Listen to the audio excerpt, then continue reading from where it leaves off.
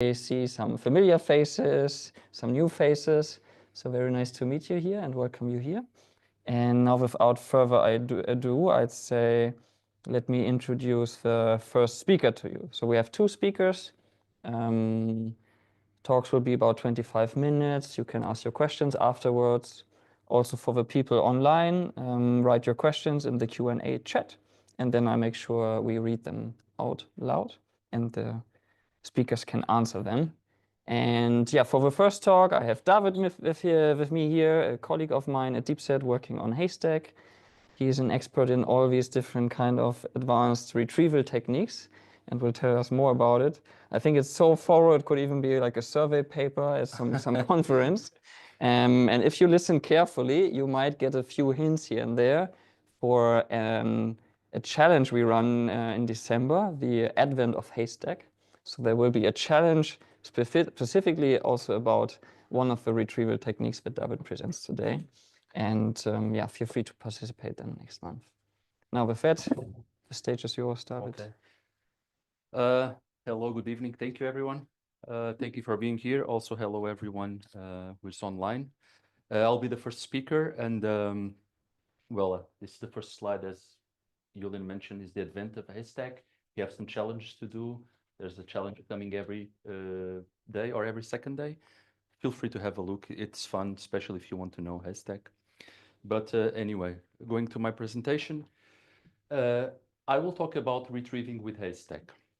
That will be the main focus of my presentation. And retrieving in the context of RAG, of a retrieval augmented generation system. This is the overview of how a RAG system works, the architecture. So you have a query or a user question that goes into a retriever. The retriever is connected with your knowledge base of documents, and it will retrieve documents, snippets of text, which then are composed together with the query to go into a prompt. That prompt is then fed into an LLM, which ideally will use the context extracted from the documents and the question to answer to the query or the question that you want to know something about.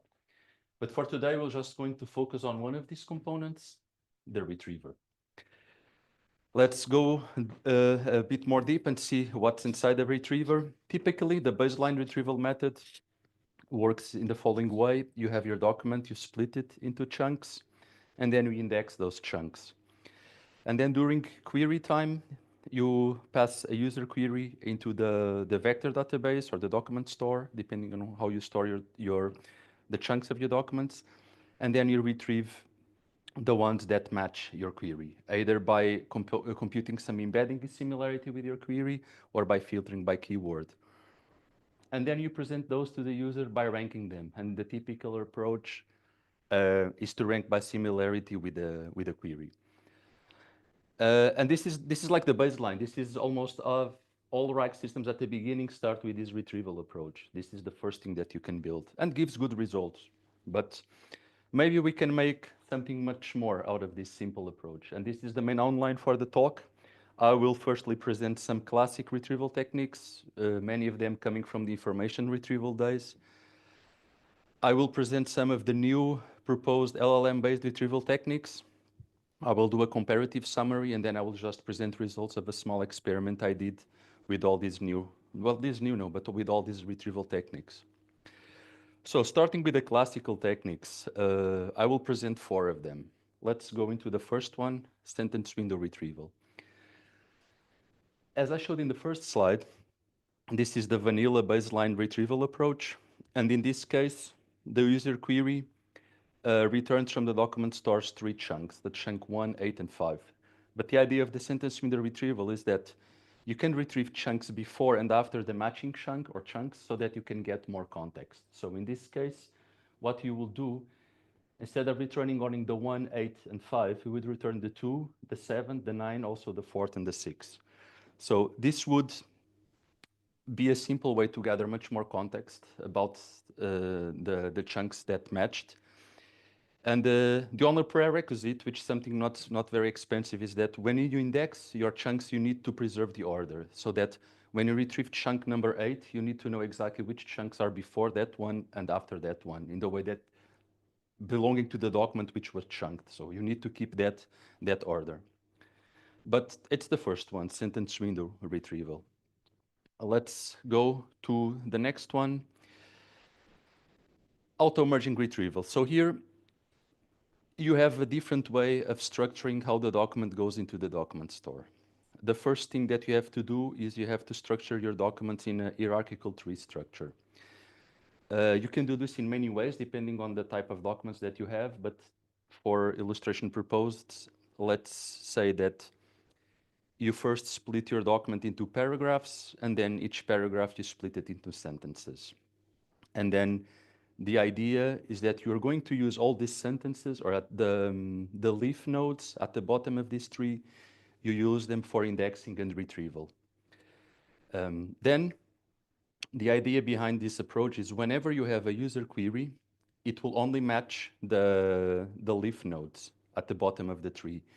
But the idea is that you set the threshold, and whenever you have leaf nodes from a paragraph, let's say in this case, that match more than a certain threshold, instead of returning each individual sentence in this case, you return the whole paragraph. This will be a way to get more information than the individual chunks from each of the paragraphs. So in this case, if we set a threshold of 0.5, and if the first paragraph you get 4 sentences that match, you immediately return the paragraph plus the sentence from the paragraph 2, which was also matched in the query. One downside, not downside, but one thing on this approach is you need to index these documents in this. You have to first split them in this structure and then index them in this way. But yeah, this is one more way to doing this. Let's check one more approach. This is, well, it's still within the domain of retrieval, but this is more of a re-ranking approach.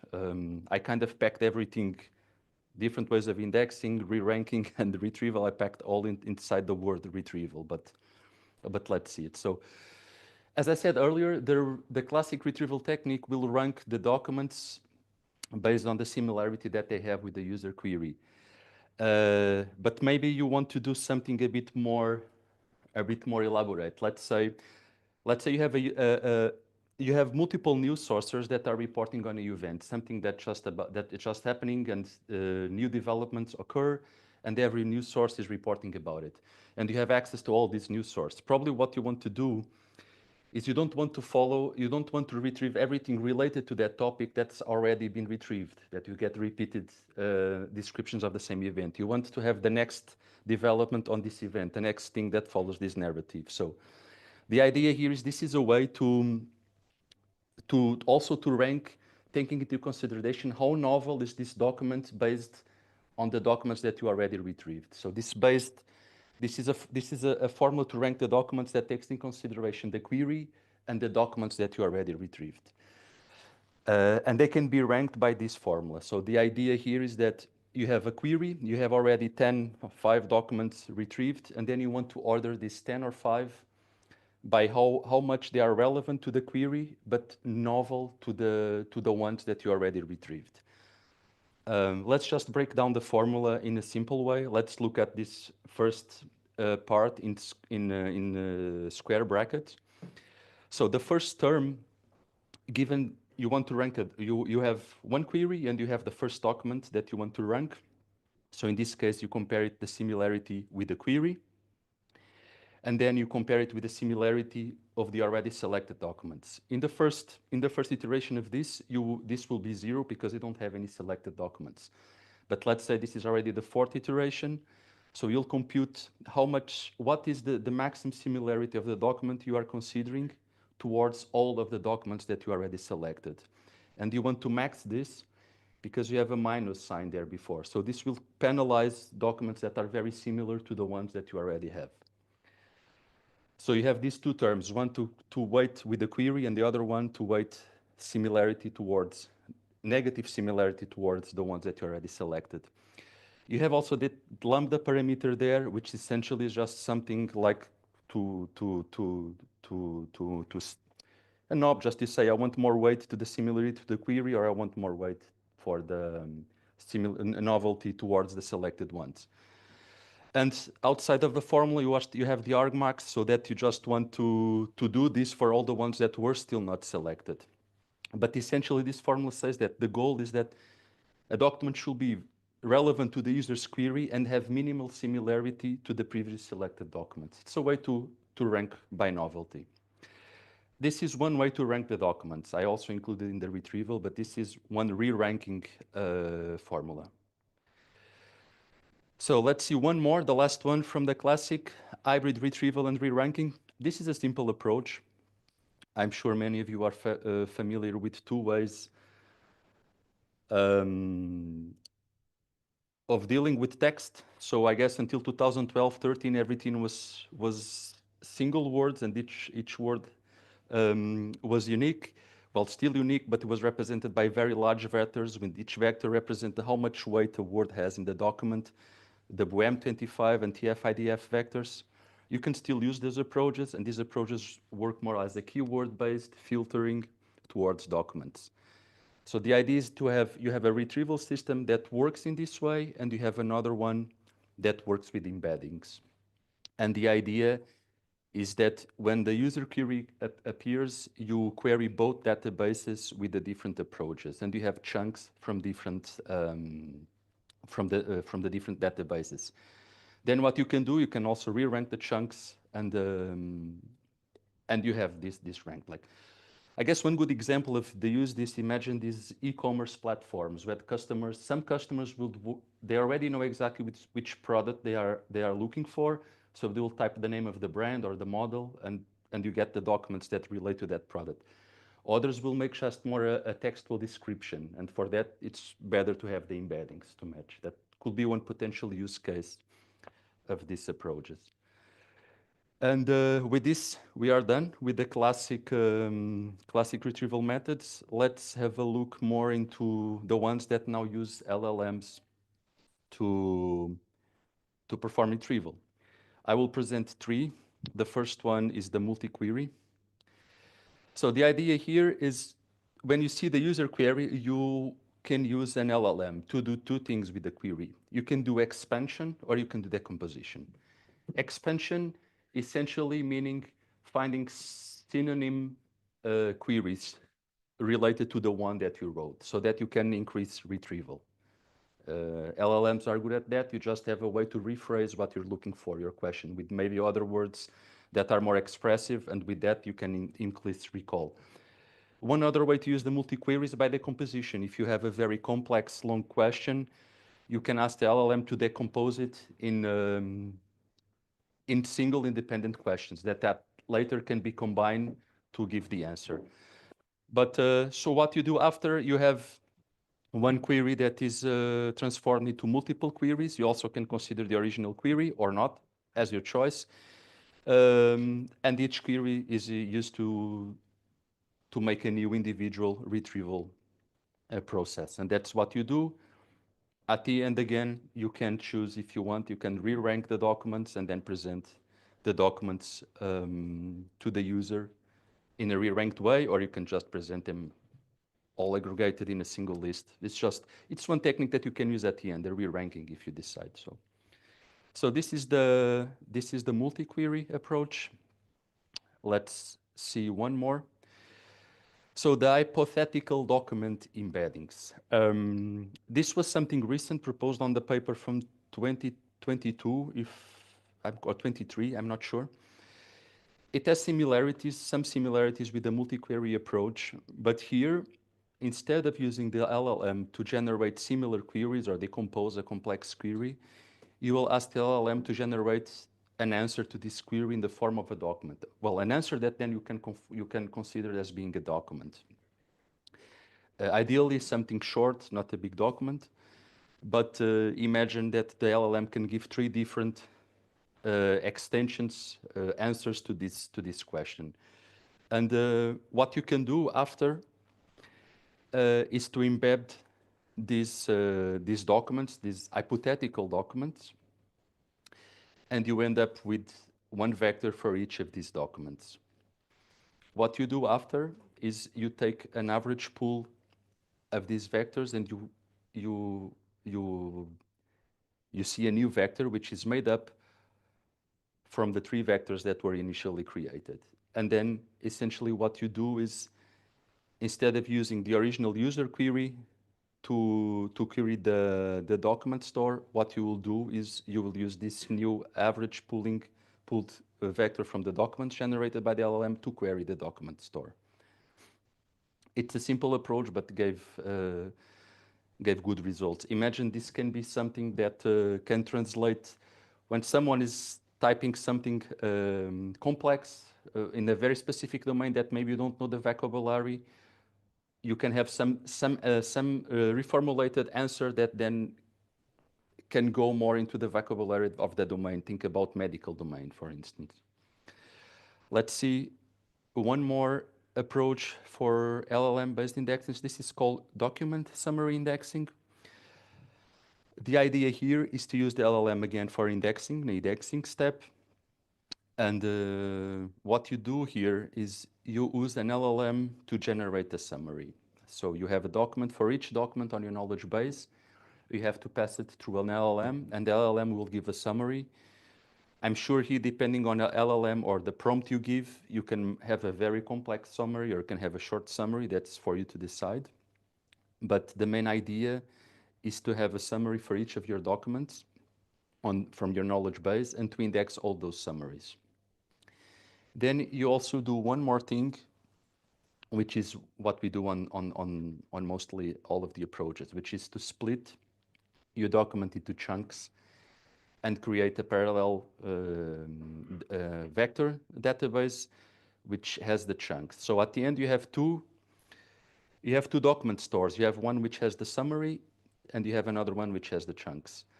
Then at query time, what you do is when you receive a query from the user, you first query the summary index database, and ideally this will give you a few documents, not many. The idea here is that you really narrow what you're looking for. You get the documents that are really related to your query, and you get the reference to those documents based on the summaries of the documents, and you will use this reference then to directly fetch the chunks from the documents that they refer to. And here you can then filter the chunks by similarity with the query, or you can just get all the chunks together and then select them by some other method. This is the last one, the document summary indexing. This was a lot, all of them together. Let's have a look of them in a bit of summary, also as a recap. So each one of those has different properties. So at the bottom, the last ones, they all rely on an LLM to do it. The ones at the top, they don't need LLMs. Some of them, the sentence we know, the auto merging, they only need a special index structure. The maximum margin relevance is essentially just a way of re-ranking. And you can see here that you could combine them. You can have sentence window retrieval, and then at the end you re-rank by maximum margin relevance, for instance. The hybrid retrieval, you just combine two different sources of information. Not different sources of information, different sources of indexing or structuring your information. The multi-query is essentially one way to do query rewriting, so you try to reformulate what the user is asking. The same thing for the hypothetical document embeddings. And then the document summary probably is the one that's most costly. You need a custom index. You need to combine information from different sources, and you also need to rely on an LLM for this. So this is just a kind of a wrap-up of what we see in the previous minutes. What I did after was to implement these, well, some of them are already part of the Haystack core package, others I had to implement. But I had all of those working, and I did a small experiment. So there's this data set out there called ARAGOG, Advanced RAG Output Grading, which is a data set mostly made of preprints from the archive that cover topics around transformers and LLMs. And together with that data set, there are 107 questions for which there are also answers generated by the ChatGPT, but then that the authors of the papers validated and corrected. So you have a knowledge base of documents. You have 107 questions for which the answer is on those documents, and you have those answers validated for humans. So what I did is I run these questions over each of the retrieval techniques that I just presented. And then I compared the answer generated by the LLM with the one that's part of the golden truth, the ground truth of the data set. I use the semantic answer similarity, which essentially this is, you just embed both the ground truth answer and generated answer. You see with the cosine similarity how similar they are. And then, so this was the results. This is lots of information packed in, but I have there, so for all experiments, I use the GPT-4o Mini from OpenAI. I have some specific parameters that I used for each of the retrieval techniques. For the ones that don't need any specific things, I used always the same document store. I embedded everything using that sentence transformers model. The chunk size was 15, so each chunk has at least 15 sentences, and I always retrieve the top key three.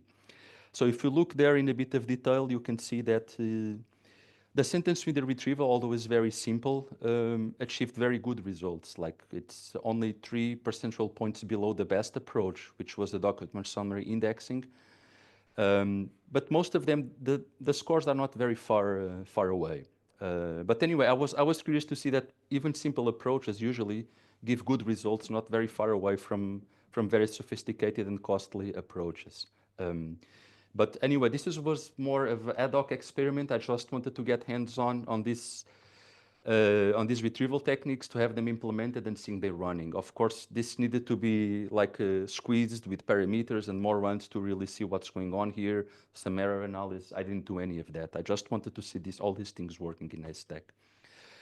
All the code is available there on that URL, so you can check it or play with the code if you want. And this is just a reference, so where these retrieval techniques are. So the sentence reader retrieval is on the Haystack core. Auto-merging retrieval is something on the experimental, which I already mentioned to some of you before the talk started about. The hybrid retrieval with re-ranking is also part of core. The multi-query I implemented, but there's 2 really also nice blog posts that explain the decomposition and the expansion approaches for the multi-query. And the document summary I implemented from scratch, and is also on that repository. That's it. This is just some references that I put here, which I used for this presentation. And I leave here the last slide with the reference to the Haystack framework and to the code with the experiments. This is all. I hope you enjoyed. I'm open to questions from the crowd and also from the internet.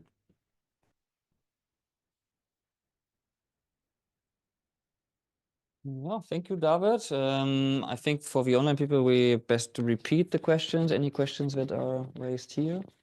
And for everyone online, yeah, please write questions in the Q&A feature. Any questions here? So, thank you.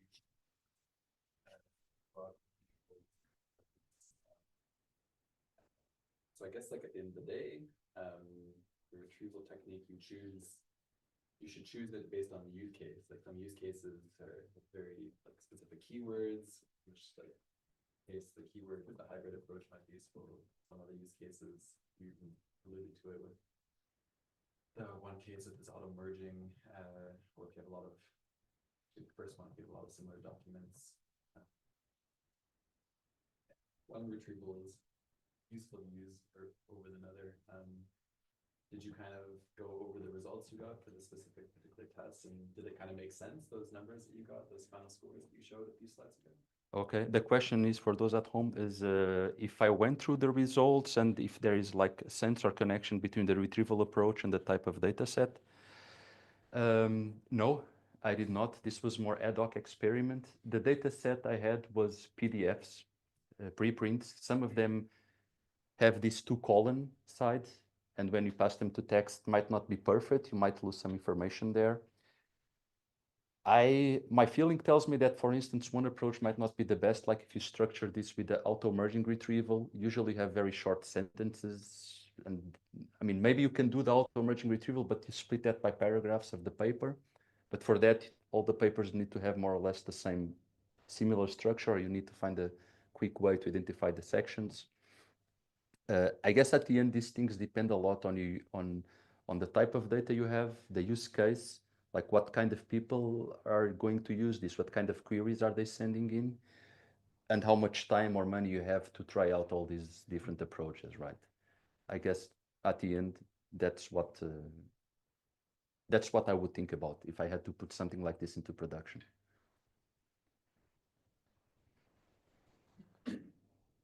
Question.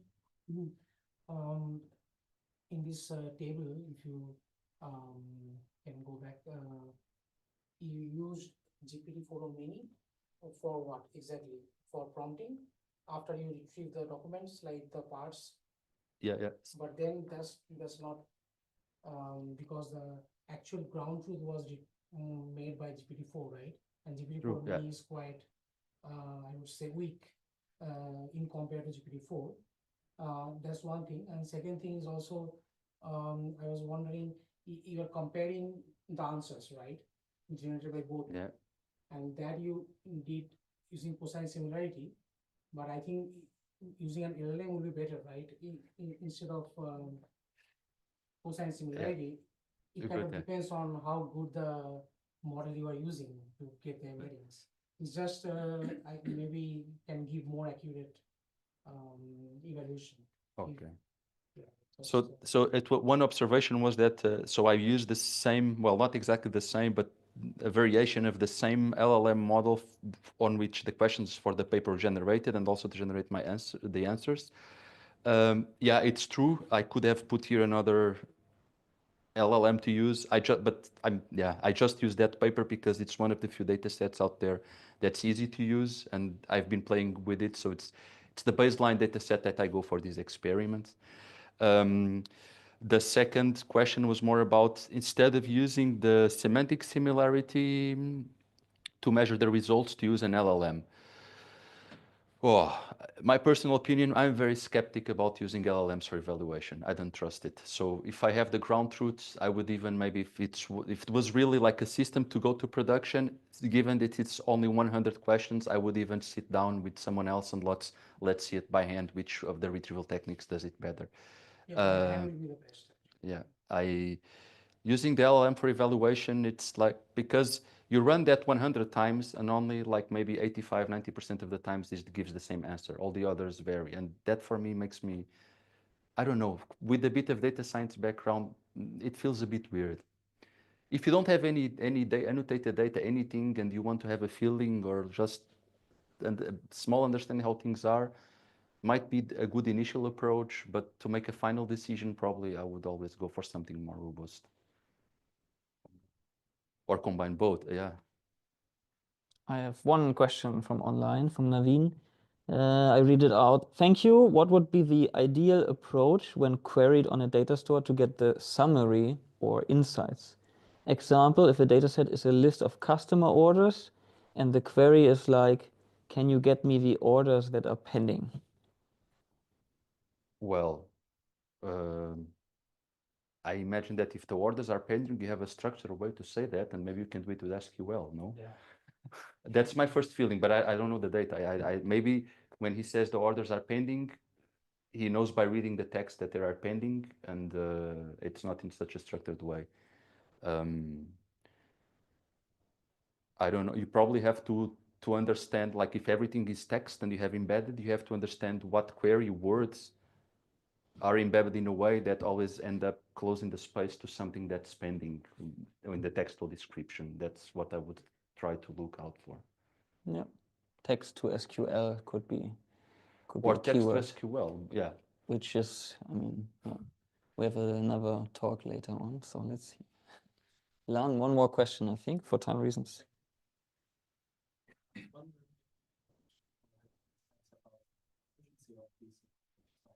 How fast or slow are them? What if these retrievers and if they make a huge difference? Okay, the question was about efficiency of this approach. Actually, no. But when I was preparing the presentation, I remember even showing Julian, I had one extra column here, which then I removed it, which was scalability of each of one of these approaches. My feeling is that everything that needs LLM is very expensive and takes time.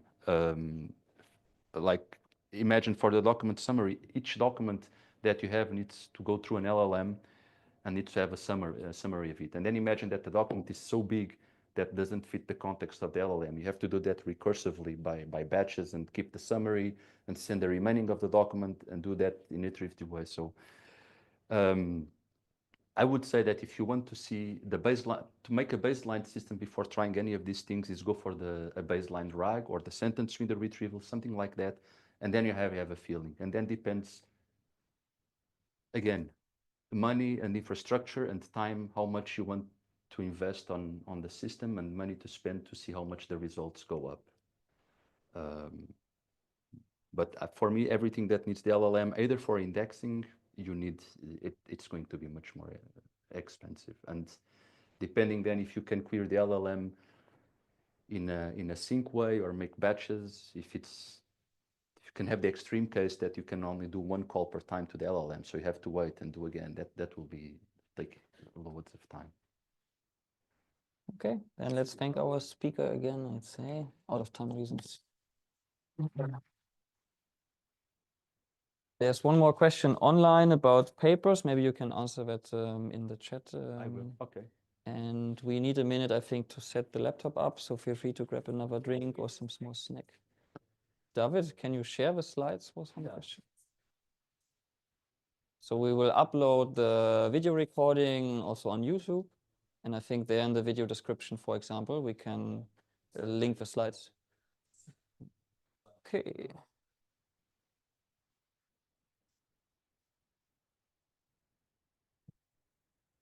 So this is for you. Is this clip on? Yeah. Okay.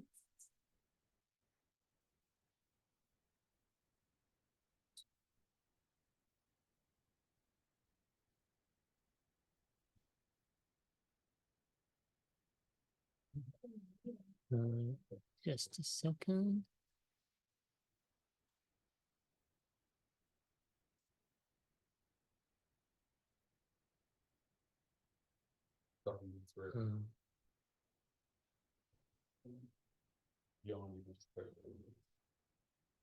It's working. Looks very good to me. Okay, good. Okay. Can you hear me on the thing?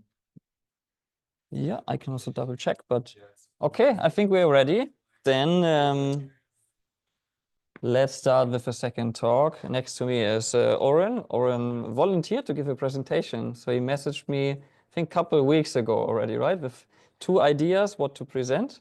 And now today he will present about evaluating NLP engines and testing them out, finding bugs, going deep into what maybe we can still improve in these NLP engines. I think something is also about data augmentation, I read. So very much looking forward to your presentation. Stage is yours. Thank you. And also definitely there were a few points from the previous presentation that are going to become very relevant to what I'm about to talk about. So I'm going to talk about NLP-as. It's an analytic system for NLQ, which I'll explain in a second. But of course, it's going to be relevant for all kinds of NLP engines. So just quickly about me, my name is Oren Matar. I actually come from a background of social sciences. And about 8 years ago, I transitioned into data science. And I think that's a great field to transition from to data science. I think data science has a lot to learn from social sciences. I spent most of my career at Anaplan, and now I'm a freelancer consultant for AI engines. So I'm going to talk today about some of the work that I did at Anaplan. I assume most of you are not familiar with Anaplan, so let me give you a very brief introduction to what Anaplan is. So Anaplan is basically a SaaS platform that holds financial data for big firms. So think about like loads of Excel spreadsheets with all the data about like revenues, employees and their salaries, sales targets, all of that. So it's all on one place on the cloud with privacy and security and all that jazz and fun. So now that we have all of the data, and for like really big firms, all of their financial data, all of their expenses and so on in one place, this creates a huge potential for these users. Because this means that there's one place where we can query questions like, yeah, what was the revenue from soft drinks last year, if we're a company that sells soft drinks? Who's the best salesperson? How much money did we spend on servers last month? All of these are questions that now we have all the data in like one place, in one store, and we can get all of these insights theoretically instantly. The problem is that querying the data is quite difficult when you have so much data, because it's not really just one Excel spreadsheet that you can just walk in and look at it and understand what's going on. You have all of these different tables. Some of them are up to date, some are not. Maybe when you have a table referring to revenue, it's not called revenue, it's called rev or something like that, some sort of code name. So it's not very easy for everyone to query the data. So you have actually people whose expertise it is to know where everything is.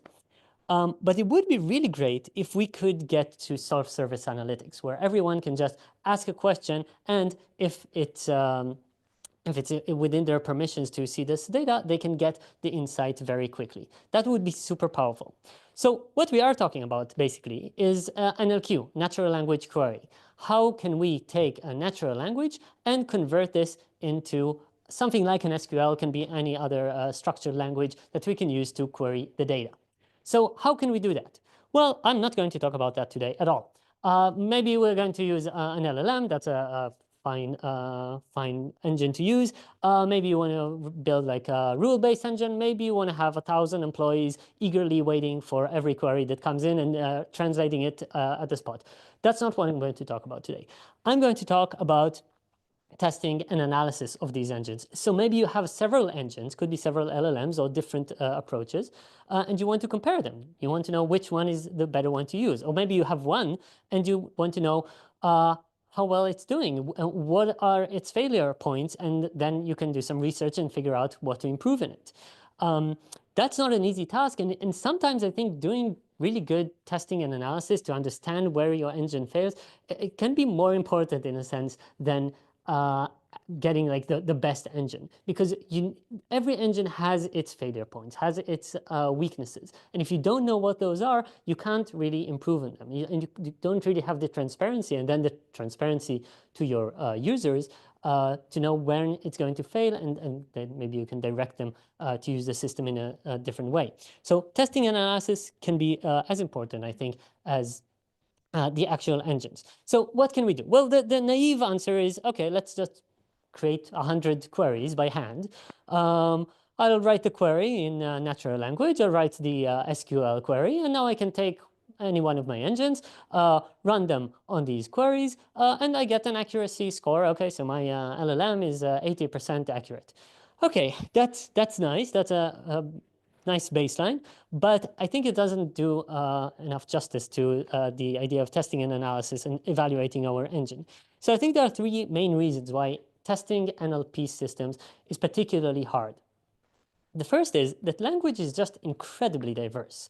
There are so many different ways to express the same idea in different words. So it's very easy to overfit on a small data set. If you have 100 queries, maybe your LLM does very well on these, but it doesn't really cover the diversity of language. Let's just take, for example, just the element of the time extraction. So I have some query and there's something like since 2019, and I need to convert this to a specific date range. Okay, so what ways can I use to express the date range? I can use something like day, month and year in June 2018, something. I can use abbreviations, which are very common in financial terms, like Q3, the third quarter of fiscal year 20, which is not the same as calendar year. You can use relative years, like last year, 3 months from now, and so on. So you have all of these different ways to express, and this is just for the time element. You have all of these different ways that you can express the date range that you want, and it's very likely that my LLM or whatever NLP engine, maybe it's doing really well on this relative term, but not very well with the abbreviations. So I need to make sure that I actually cover the entire field, the entire diversity of the language. So that's one problem. The second is that there are no documented features. So I don't really have any documentation of the linguistic features that I support. I don't understand the distribution of language and where my LLM, or I'm going to stop saying LLM, NLP engine, whatever it is, where it's failing and in what areas, because I don't have these features. Now, what do I mean by that? Let's take a simpler case where we have tabular data. So maybe I have tabular data of apartments that were sold in Berlin.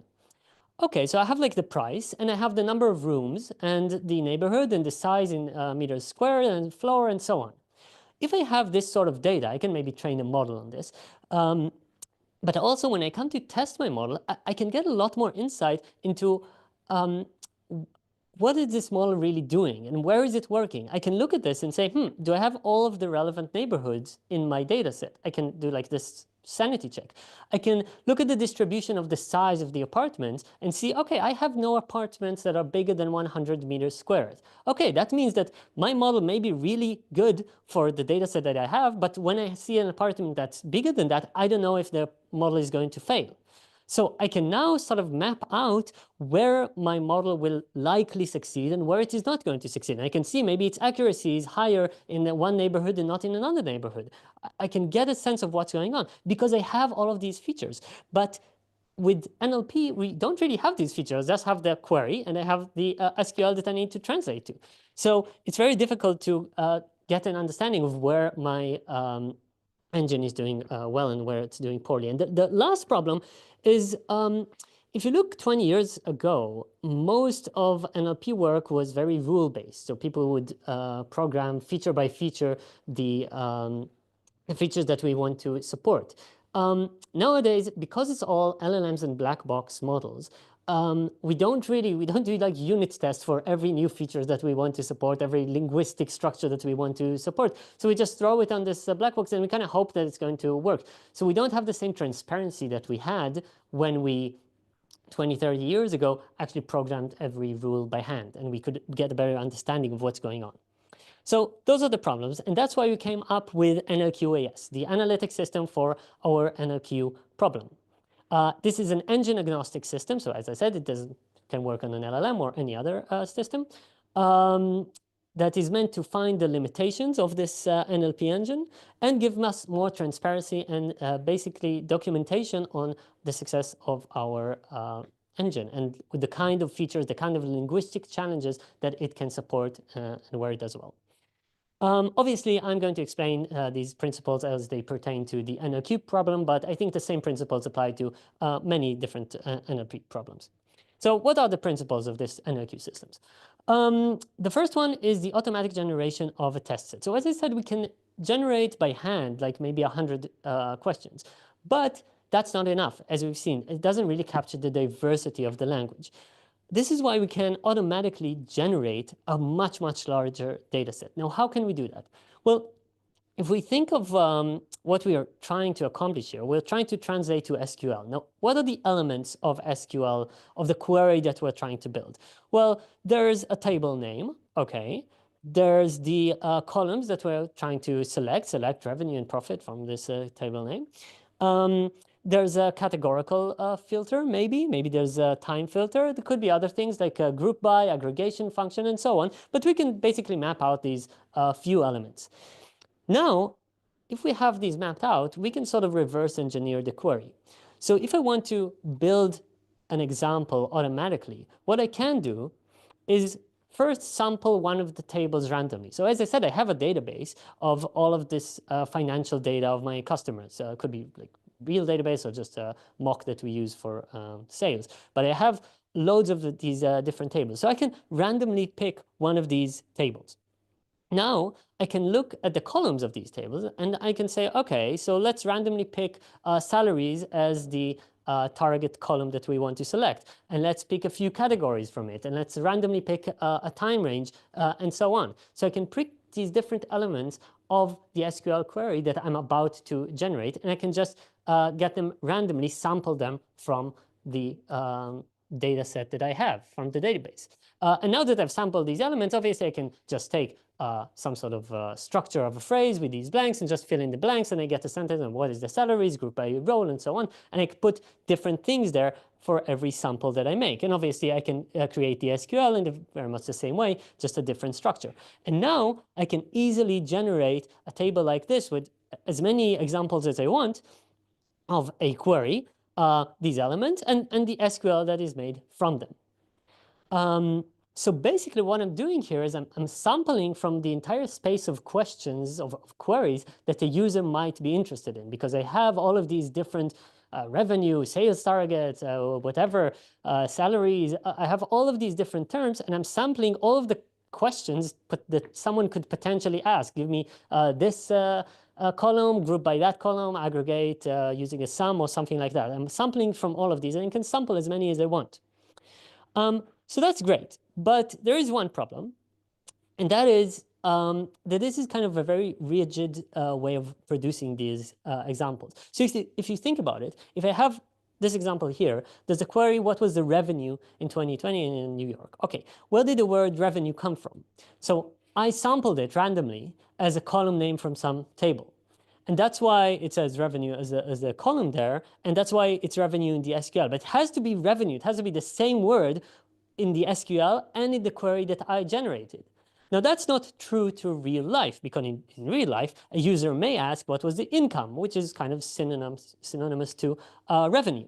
So my way of generating these examples doesn't generate all of the queries that the user may ask. Yeah? I'm only generating a subset where, for example, I don't have these synonyms because of this rigid way of, and sort of very structured way of generating these queries.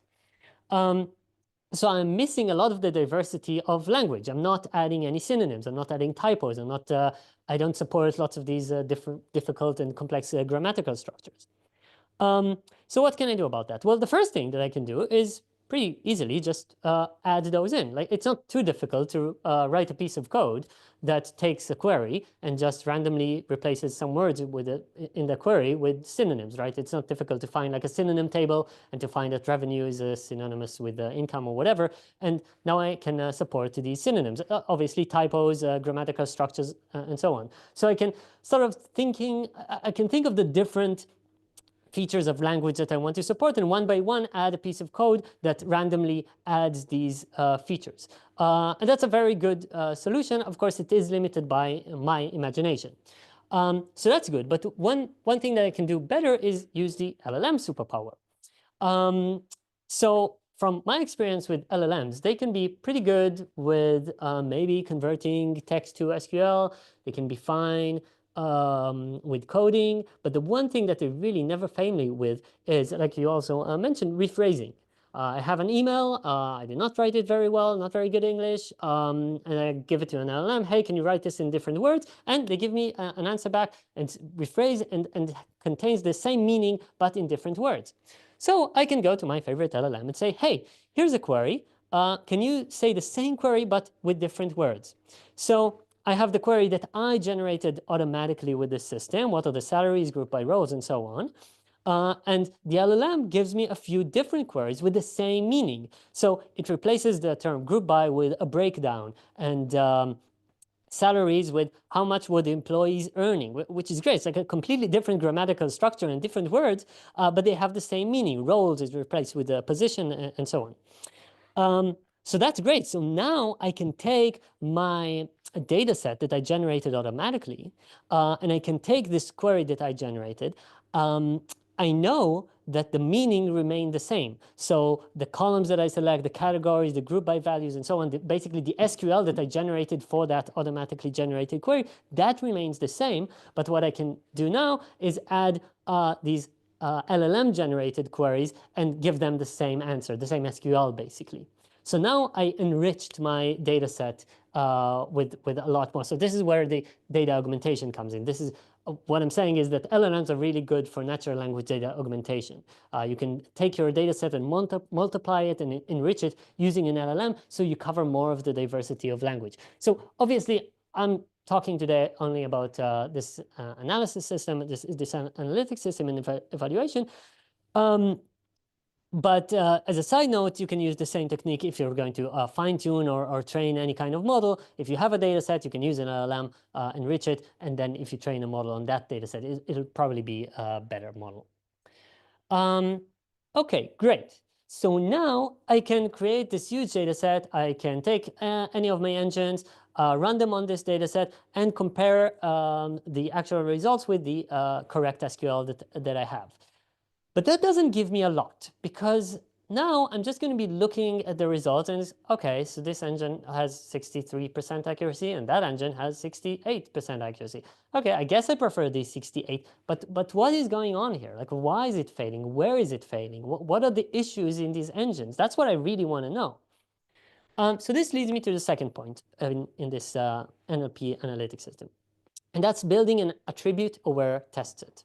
So what do I mean by that? Well, the first thing is that instead of scoring my engine on the SQL, I have all of these elements that I already extracted, right? So instead of just thinking of the columns and the categories and the time filter as like building blocks that I use to create the SQL, I can just score this, the accuracy of my model directly on each of these elements. Now, this already gives me a much higher resolution understanding of what's going on here, because now I can start plotting things. I can see, oh, okay, my engine is doing pretty well on the column selection. It's not doing very well on the time filtering, and it's great figuring out which aggregation function it uses. It's sum or mean or something like that. Already I have a better understanding of where it is failing, why. I can start looking at these examples with a bit more insight and have and maybe try to fix these specific issues. Now, what I would also like to have is something like this. As I mentioned, we're kind of adding these synonyms automatically, right? So I have some queries that have synonyms and some queries that don't have synonyms. It would be really great if I could score the accuracy of my model for queries with synonyms and without synonyms. I can start segmenting my data set. So how can I do that?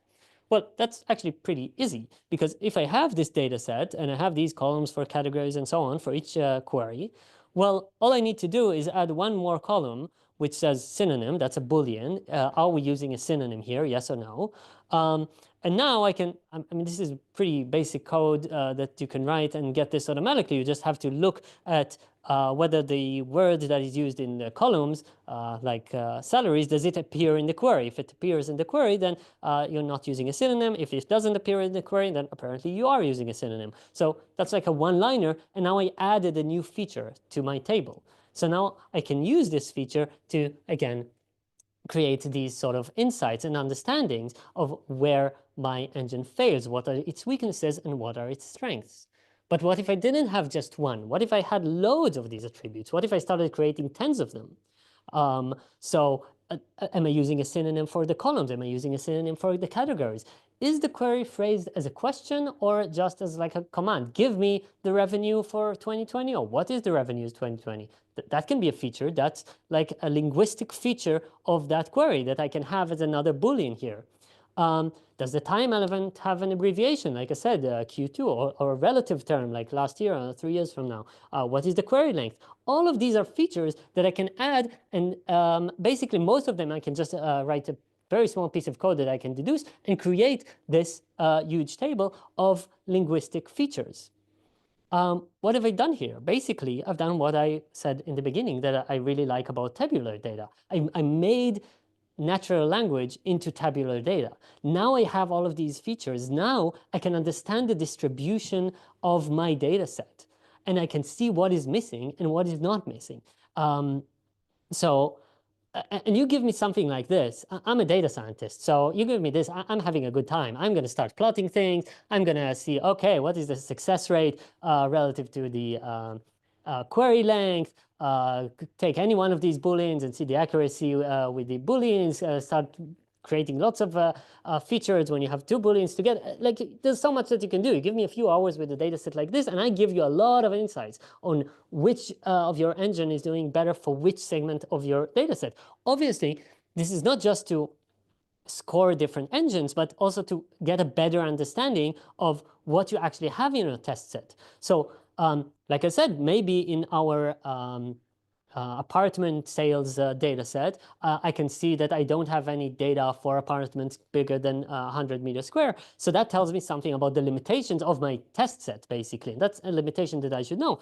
Here as well, maybe I can look at the number of group by values that every query has. So revenue, group by country, and region. Those are 2 group by values. So how many group by values do I have in my test set? Okay, so I have a lot of queries that with there's 1, some that 2, and I don't have any with 3. Okay, that tells me something about the limitations of my test set. And when I'm scoring my engine, what am I actually scoring it on? So when I have all of these features, and it's not very difficult to create maybe tens of them, I can get a much better understanding of the distribution of language that I'm actually looking at. Before I get to that, like one last point I wanted to make. So how do I pick these features? So this is a very important point, I think. This is where the product team comes into play. Because as a data scientist, I'm good with these algorithms and plotting stuff, but I don't really know what the product team believes that the users are going to use, what kind of language we actually need to support. This is the responsibility of the product team to basically give us the specs. What do we want to support? What do we want to test and make sure that we're supporting? So this has to be with communication with them, that we figure out what are these features that I'm going to add, so I get better transparency and visibility into what I am actually testing. And that leads me to the third point, which is creating an open dashboard. So I don't have a lot of time to discuss this in length, but basically what we did is we created a dashboard that allows anyone in the organization, they can log in and see the results of the engine and segment them in those different ways. Because if I have the data set that I just mentioned with all of these different features, I am good with pandas and Python and so on, so I can create all of these different plots very quickly. But someone who's not a coder, they can't create these plots. So basically, the only people who can understand the test set, the success rate of the engines are only the data scientists. I don't like that. What I want is to have a dashboard. So we created a dashboard. And if you've never done that, it's very easy. You can use a library like Streamlit, and within like a few hours, even if you've never done any UI work ever, I show you can create a dashboard. It's pretty straightforward. So we created this sort of dashboard where anyone, like the product team especially, can go in and they can say, okay, we have all of these different variations of engines and versions of them. They pick an engine and they say, okay, give me the examples where the query length was bigger than 10 words, and there was a synonym, and show me its success rate on extracting the time element, whatever. They can create those specific filters and whatever they're asking for, whatever they're querying, and this dashboard would give them the accuracy for that specific segment that they were asking for, and examples of queries where the engine succeeded in, and examples where it failed. And this means that there's a much more direct and easy communication between the data science team and the product team. They're not just giving us specs and then we work on the algorithm for months and we don't speak to them and then we come back to them and wait, this is not at all what we wanted. This is not the kind of queries that we were thinking users will actually use in practice. They can, at their own time, basically go in and see what are we actually testing the engines on and make sure that everything aligns and makes sense to what their plan is. So yeah, to sum up, to build this NLP analytics system, you can generate automatically a test set. Some of this can be done using simple sampling from all of the possible queries that you can make, adding some code that creates more diversity, like automatically adding these synonyms and so on. And then you can, on top of that, add an LLM to create even more diversity, and you have a pretty robust data set. Make sure that this data set is attribute aware, so it's not just a simple accuracy metric, yes or no, but I have all of these different features of the language that I can look at and get a better understanding of where it is failing and where it is not. And then if I can create an open dashboard to anyone in the organization, then I'm giving this transparency to a lot more people.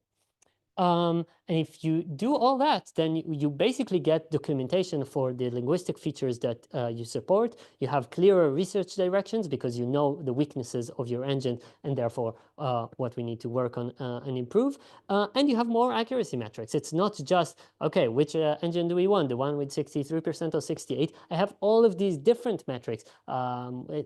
The accuracy for when you have synonyms, when you don't have synonyms, for every kind of segment that you want, and for every element of this SQL. And now the product team can have a better understanding, and they can pick the version that they want, not just by one number, but by lots of these different metrics, and get a better understanding of what they're actually choosing. So that's it. Again, my name is Oren Matar. If you want to connect, that's my LinkedIn QR. Yeah, that's it. Thank you.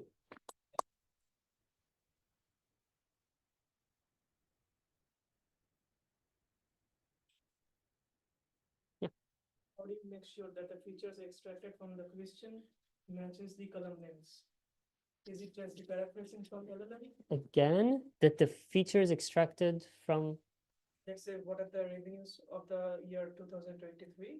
So the features is the year and the revenue, right? Come again? What's at what point are we? Asking the question, Yeah. what was the revenue of the products X in 2023?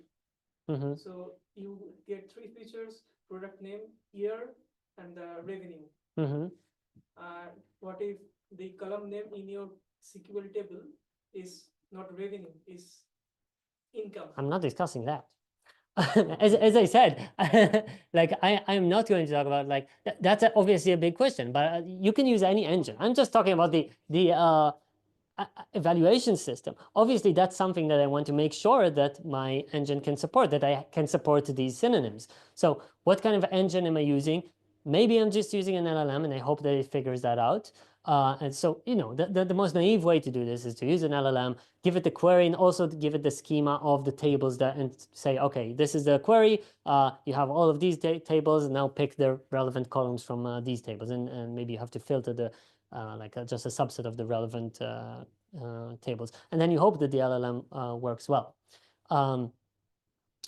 But like you don't know. That's why you need the evaluation system, so you can create lots of queries where supposedly, like a hypothetical user asked a question where there's a synonym, so the term used in the query is not the same as the term that is actually used in the table, and I can see how well my engine is doing. That's the point, just testing this. There's no solution, but there's only more transparency and understanding how well can I cope with that. And as this is not today's topic, maybe it can be the topic for next time. And more questions here in the audience. Yeah. Congratulations. This is I find interesting idea of how to reverse these things and have and be more insights instead of focusing, oh, how can we improve now this LLM? My question was more about how could you potentially use these insights to improve an LLM or any other technique to, is that an open question that you can leverage this and send it to someone who works on these things on how to improve this translation? Let's repeat the question again. Yeah. So the question is, now that I have these insights, what can I actually do to improve things? The engine the engine. So, you know, obviously that kind of depends on what exactly is the engine that I'm using. Yeah, I mean, let's say I am using an LLM. And let's say that I find that, you know, it doesn't, now that I can create these insights, maybe I find that it can't, well, I have these examples for, yeah, the diversity of language. So now I see that it doesn't cope well with these abbreviations. So it doesn't know what Q3. So when one of my questions has like, what was the revenue in Q3, the LLM doesn't do well there. So now what can you do? You can do some prompt engineering and tell the LLM, okay, you should be familiar with these abbreviations. Q something means third quarter, and FY means fiscal year. So you can just do some prompt engineering. Maybe you can do some fine tuning of this LLM with specific examples. So, you know, it depends now on what is the exact engine that you're using and what is the problem. But assuming that we can do some engineering work and And also one more thing that you can do, if you completely fail, if you don't find any way to improve your engine, and you see that you have low accuracy for, let's say, these abbreviations, that's at least something that's good to know, and maybe communicate with the users. Like you can have, I mean, now that's like a UX thing, that's not my field, but you can somehow communicate with the user the kind of questions and queries and the kind of phrasings that they're encouraged to use, so they'll be discouraged from using phrasings that my engine does not support. So yeah, once I have this transparency into what I'm actually doing well and what are my weaknesses, I can attack it from lots of different directions, depending on the specifics. Yeah. Yeah. I was just wondering if you have really lot of tables and which are interconnected and joins, then this reverse engineering can get pretty complex. Right? How can you generate these questions which involves 3-4 tables? Yeah. If I start, yeah, sure. So I can say that at least for this specific, so again, let's separate like the principles of this method from like the specifics of this. Let's say that for my specific use case, it was agreed that we don't really need a lot of joins. So the assumption was that basically all of the information, any query that a user can use, is all of the information is probably in one table. So that made things easier. If you have joins, it doesn't change anything in principle. It just complicates things a little. But you know, as far as like the automatic generation, so you need to sort of have some sort of index that tells you which tables are connected, which tables can be joined because they have like an index in common, and then you can just randomly decide. Sometimes I'm going to join and ask a question about something from another table and so on. So I can add that logic into it. It complicates things, but it doesn't change them substantially. Yeah. So there's one question online. Yes. Thank you, Oren. 2 questions. First, what's your take on NoSQL specifically, JSON-based document store like Elasticsearch or MongoDB? What's my opinion on like NoSQL? I don't have one. And second, and if your query is to get insights from a database, Yeah. for example, having sales data in place, get me recommendations to improve my sales. What? Bit difficult to understand the question for me too. If your query is to get insights from the database, for example, having sales data in place, get me recommendations to improve my sales. So it sounds like you not just want to retrieve data from the database, but you also want to get some automatic recommendations about it. Maybe some LLM that interprets the retrieved data. Yeah. What do you mean, like recommendations? I can take this in lots of direction. Yeah. Like recommendations for actions, like we did not make enough revenue from that product, so we should advertise like more that or to me, something yeah. like that. Maybe a bit out of scope for your presentation, but maybe you have some thoughts on it too. I don't have a lot of thoughts, no. I mean, all I can say is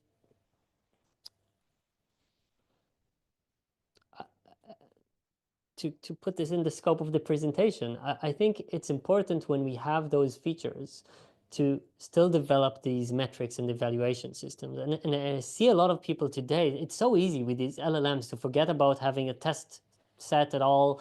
So, well, because we don't have a training set, so we don't have a test set either. So you just build these features and you don't really know if they're doing any good.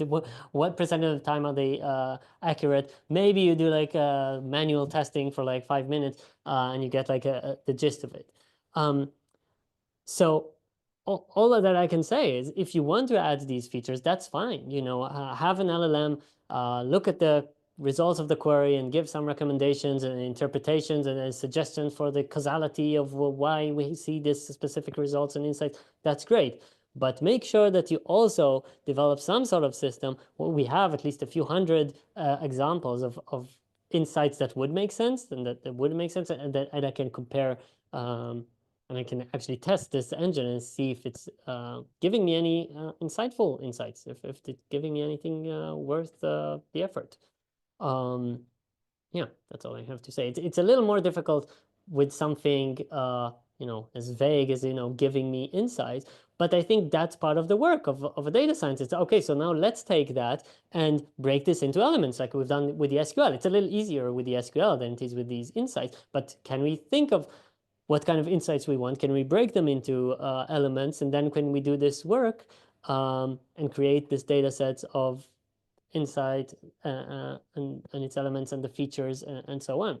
If we can do something like that, we will be able to understand if our feature is doing anything and possibly, yeah, where to improve it and compare different LLMs and so on. Yeah.